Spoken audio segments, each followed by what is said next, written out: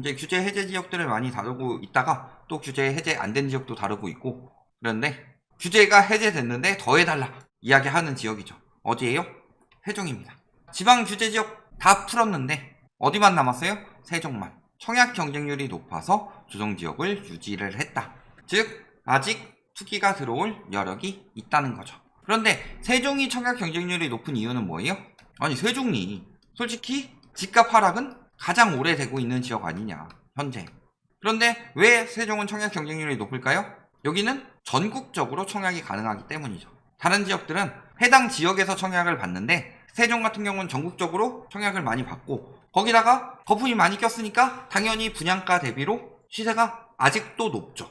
그러니까 로또 분양 이야기가 나올 수가 있고, 거기다가 지방 소멸이 이루어지고 있습니다. 지방 소멸이 이루어지고 있는 거는 크게 두 가지 이유가 있죠. 첫 번째 뭐예요? 중심부 이동. 가장 큰 이유는 일자리죠. 그 외에 학군이라든가 뭐 여러 가지 이유들이 있지만 가장 큰 이유는 일자리다. 그래서 중심부로 이동하는 것이 첫 번째 이유고, 두 번째는 이런 상황에서 중심부로 이동함에 있어도요, 지방에도 수요가 남을 수가 있는데, 문제는 여기서 인구 감소까지 동시에 일어나고 있기 때문에 지방 소멸 이야기가 나오는 거죠.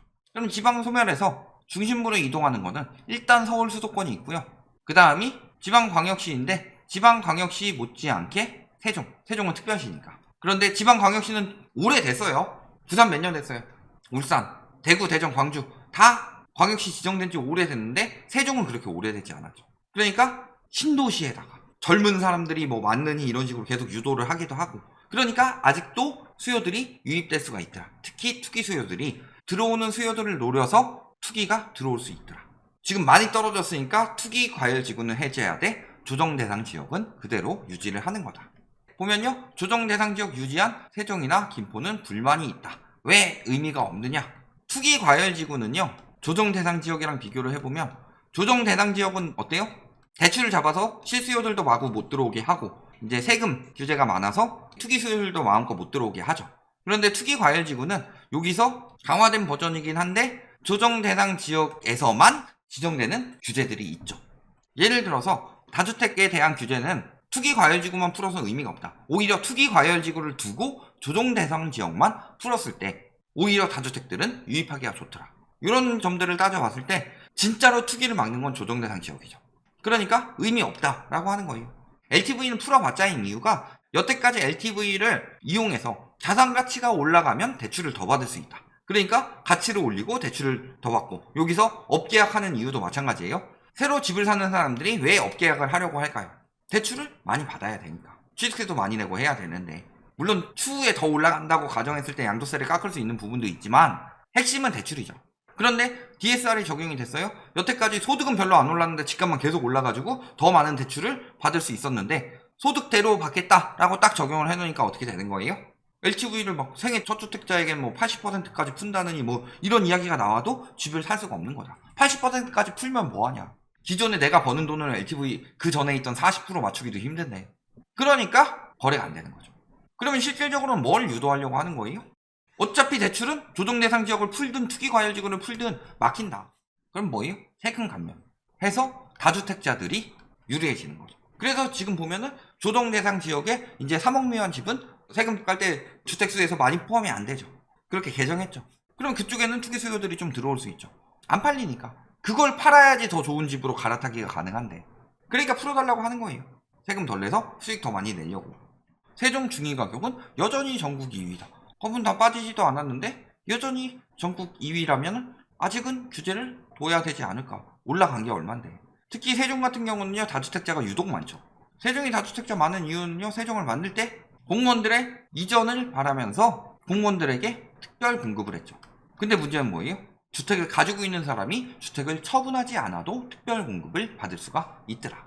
그러니까 공무원 특별 공급 때문에 많은 공무원들이 서울에 집은 있고, 그런데 이사는 안 가고 서울에서 출퇴근하면서 서울 집값이 더 오를 거니까 팔지는 못하겠고, 세종을 특별 공급으로 받아서 싸게 로또로 사서 차익 남기려고 가지고 있는 사람들 엄청나게 많죠. 그러니까 세종이요? 왜 다른 지역보다 전세가율이 낮겠어요? 전세 매물이 많으니까. 예전에 신도시인 세종이 옆에 근처에 있는 대전보다 전세가가 오히려 낮았죠. 그래서 젊은 사람들이 세종으로 가는 이유, 대전에서 빠져나와서 전세가가 싸니까. 그런데 신도시고 요거 저거 해준다고 하니까. 인프라는 누리기 좋고. 그러니까 빠진 거다. 그래서 보면 어때요? 침체, 늪에 빠졌다. 계속 떨어지고 있죠. 지금 실거래가는 세종과 송도가 가장 많이 내렸다. 물론 세종과 송도, 아니 강남도 엄청 내렸는데. 그러니까 똘똘한 채는 아직도 유지하려고 하고 있는 거예요. 근데 똘똘한 채 대상에서 점점 더 최고의 똘똘한 채는 끝까지 유지하려고 하는 거고. 정책 자체도 그렇게 나오고 있고. 그래서 세종 매우 위험하다고 이야기를 했죠. 계속 떨어질 수밖에 없다, 사실. 그래서 보면 매매 가격 지수 꾸준히 떨어지고 있죠. 하락폭도 적지 않죠. 매매 전세가 하락폭이 전국 최대다. 전세 역시도 꾸준히 떨어지고 있습니다. 폭도 강력하게. 누가 8월에 전세 대란 온다고 그랬어요? 아직도 누가 8월에 전보다 올랐으니까 전세 대란이다. 누가 이딴 이야기를 아직도 하고 있느냐. 수급 동향은 살아나도 집값은 떨어졌죠. 그 상황에서 수급 동향도 다시 떨어지고 있다. 70대까지 떨어졌다. 수급 동향 희망을 잃었죠. 슬금슬금 살아날 때 있었는데 규제 풀어줄 거야. 규제 일변도였던 문재인 정부가 끝나고 윤석열 정부가 왔으니까 규제 풀어주겠지. 매매 거래량 어때요? 많이 떨어졌죠. 9월은 아직 끝나지 않았지만 6월에 저점 찍고 지금 가격이 떨어지니까 거래량이 슬슬 살아나는 거예요. 저 정도는 떨어져야 거래량이 조금씩 살아나는 거다. 그래도 요만큼씩 아직도 한참 모자라지만 서울 거래량이 왜 아직도 박살난 줄 알아요? 저만큼 안 떨어졌으니까. 그런데도 거래를 활성화시키기 위해서는 대출을 풀고 세금을 풀어야 된다. 개소리 집어치우고 가만히 냅둬서 집값 더 떨어지게 두면 거래는 자동으로 늘어난다. 전문가란 작자들은 뭔 얘기하고 있는 거예요. 건설사들 살리려고 지금 나라 망하라고 하는 이야기야 뭐야. 가격 보면 어때요? 거품 지금 거의 다 빠지고 있죠. 코로나 이후 거품은 고점 찍었다가 거의 코로나 이전 수준까지 떨어지고 있죠. 그래서 보면 호가도 6월까지만 해도 7억 7천이 나왔는데 지금 4개월 만에 6억 5천으로 바뀌었고 거래가도 이렇게 됐다. 여기도요 6월까지만 해도 4억 5천이 나왔는데 지금 4억 2천까지 떨어졌다. 3억대 거래도 나오고 있다. 물론 전세가도 전세 대란 같은 소리 하고 있네 라는 거죠. 고운동, 세령동 1, 2생활권이죠. 보면 어때요? 가격 쭉 떨어지고 있죠. 4억에서 3억 6천5백까지 떨어졌죠. 그 다음에 6억에서 5억 5천까지 호가 떨어지고 있고 매매 가격 역시 뚝 떨어지고 있다. 전세 가격 역시도 꾸준히 하락하고 있다. 매물 많이 쌓였죠. 매매도 전세도 월세도 작년 초에 비하면 엄청나게 많이 쌓였죠. 이렇게 계속 매물이 쌓이고 있는데 공급 부족으로 집값이 오른다는 말을 하는 것 자체가 사람들을 속여왔던 거다. 실질적으로 계속 쌓였다 여기는. 그러니까 계속 떨어지는 거고. 월세 대란 난다고 아직도 계속 난리치고 있어요. 그러면은 다른 지역들 봤을 때 월세가 줄어들고 있느냐 매물이. 월세 매물도 늘어나고 있어요. 그래서 월세 가격 상승폭도 꺾이고 있는데 아직도 월세 대란 이야기하면서 월세 대란이 전세 대란을 만들 거고 전세 대란이 매매 대란을 만들 거다. 그러면은 그 전에 전세 대란이 일어난다고 했을 때는 뭐 때문에 전세 대란이 일어난다고 그랬어요? 전세 매물이 줄어들어서 전세 대란이 일어난다고 그랬죠. 근데 월세 매물이 늘어나는데 그때 전세 매물이 줄어서 전세 대란 난다는 사람들이 요즘에 월세 매물도 보여주지 않으면서 월세 대란을 유도를 하고 있다. 말이 안 되는 거죠. 그러니까 전세 따라갈 수밖에 없는 거예요. 월세가 너무 비싸다 싶으면 안 들어가는 거지. 월세가 올라가는 이유는요. 기본적으로 전세 사는 사람들이 월세 사는 사람들보다는 그래도 여력이 되는데 그 사람들이 전세 이자가 너무 비싸니까 월세로 갈아타는데 월세를 좀 좋은 데를 들어가니까 가격이 높게 책정이 되는 거고 그게 평균이나 중위에 반영돼서 올라가는 것처럼 보이는 거다. 그 다음에 세종 같은 경우는요. 뭐라고 그래요? 아까도 금리 인상 때문에 내년 상반기쯤엔 떨어지지만 규제 풀고 하면 조금 풀릴 거다. 이런 이야기를 하죠. 금리 인상 요인으로 내년 상반기까지는 집값이 계속 떨어지지만 조정 대상 지역 규제도 풀리면 경기가 좀 돌아가지 않을까. 그런데요. 잘 생각해보면은 공급 부족 때문에 집값 올랐다고 하는데 세종은 공급 과잉이죠. 지금도. 내년까지도 그렇죠. 공급이 이렇게 많이 될 때 오히려 집값은 올랐죠. 그런데도 아직도 공급 타령하는 인간들이 있어요. 특히 어떤 인간들이 많이 하느냐. 아직까지도 무지성 상승 아니면 작년까지 상승론자였다가 올해 하락론자로 갈아탄 인간들. 그런 인간들은 아직도 공급 이야기를 하고 있어요. 왜? 거기서 올해 공급이 가장 적은데도 불구하고 떨어졌다. 금리 영향이 그렇게 크다라고 인정해버리면 본인이 여태까지 했던 말들이 다 구라가 돼버리기 때문에. 근데 공급 많아요. 입주 경기는 왜 떨어졌을까요? 전국에서 청약이 들어와서 청약 경쟁률이 올라가는 지역이라는데 입주는 뭐가 돼야 돼요? 지금 입주 안 되는 사유 첫 번째, 기존 집이 안 팔려서. 두 번째, 전세가 안 맞춰져서. 세 번째, 대출이 안 나와서. 자, 그럼 대출은 앞으로 계속 안 나올 거는 어쩔 수가 없죠. 금리가 올라가기 때문에. 그리고 DSR은 풀리지 않으니까. 그러면요. 대출이 안 나와서 입주를 못 한다는 소리는 매매 시장도 마찬가지로 대출이 안 나와서 집을 못 산다는 이야기죠.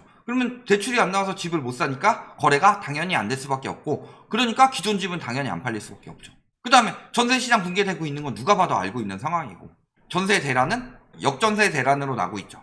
그러니까 요 세 가지 이유로 앞으로 입주는 계속 안 될 수밖에 없다.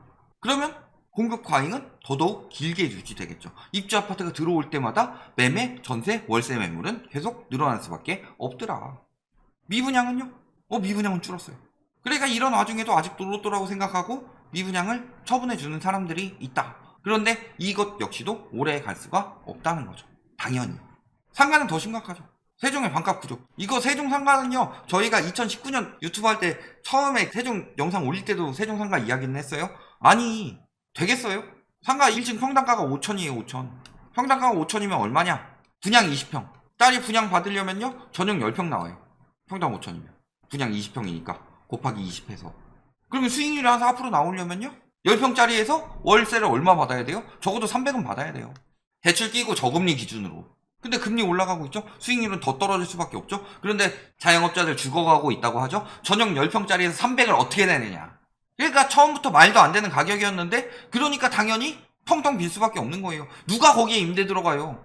근데 산 사람은 어쩔 수 없어요. 산 사람은 저 정도 맞춰주겠다. 업자들이 그렇게 이야기를 해서 뭣도 모르고 노후자금 넣고서 뭐 들어오면은 여기 상권이 어때서 뭐 수년간 유지될 수밖에 없고, 그러면 따박따박 노후자금 마련하실 수 있습니다. 그렇게 해서 들어갔다 망한 사람들이 한둘이냐. 저 월세를 버틸 수가 없는데 어떻게 오래 들어올 수가 있어요. 대출 이자도 장난 아닌데 10억이면은 요즘에 한 7억만 받는다고 하더라도 대출 이자 지금 올라가는 거 보면은 말도 안 되죠.